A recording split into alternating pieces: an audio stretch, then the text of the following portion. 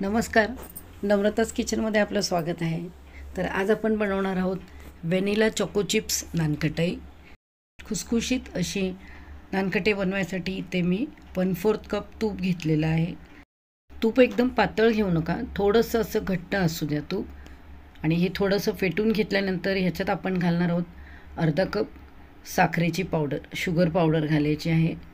आणि हे दोन्ही आपल्याला चांगलं फेटून घ्यायचं आहे। तुम्ही नानकटे खाऊन बघा, फार चवीला छान लागते। आता ह्याच्यात आपण घालूया 1 कप भरून मैदा, आपल्याला चाळून घ्यायचं आहे।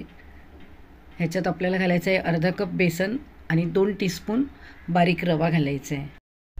चिमूटभर मीठ घालायचं आहे आणि 1 टीस्पून घालायचं आहे बेकिंग पावडर। आता हे सर्व आपण चांगलं चाळून घेऊया। व आपण ह्याच्यात 1 टेबलस्पून व्हॅनिला एसेन्स घालायचा आहे आणि हे सर्व आपण हाताने चांगलं मिक्स करून घेऊया। अगोदर आपण ह्याच्यात दूध वगैरे काहीच नाही घालायचं आहे, असंच हाताने सर्व आपण मिक्स करून घेऊया। आता आपण ह्याचा एक गोळा तयार झालेला आहे, पण बाइंडिंग होत नाही आहे। तर ह्या टायमाला आपल्याला ह्याच्यात 2 ते 3 टेबलस्पून दूध घालायचं आहे आणि छान ह्याचा गोळा तयार झालेला आहे बघा। आता हे मिश्रण बाइंडिंगसाठी तयार आहे। तुम्हाला हवं तसा आकार तुम्ही बिस्किटला देऊ शकता।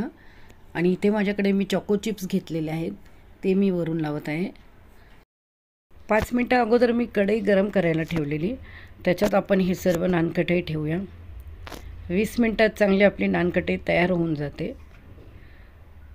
आपण वरून झाकूया आणि आपल्याला मीडियम गॅसवर हे आपण बेक करायला ठेवून देऊया। बघा 20 मिनिटात बरोबर नानकटाई रेडी झालेली आहे। साईडने चांगला रंग आलेला आहे गुलाबी असा। ह्याला आपण गॅस बंद करून थंड व्हायला ठेवूया। हे बघा छान आपली मस्त अशी खुसखुशीत नानकटाई तयार झाली आहे।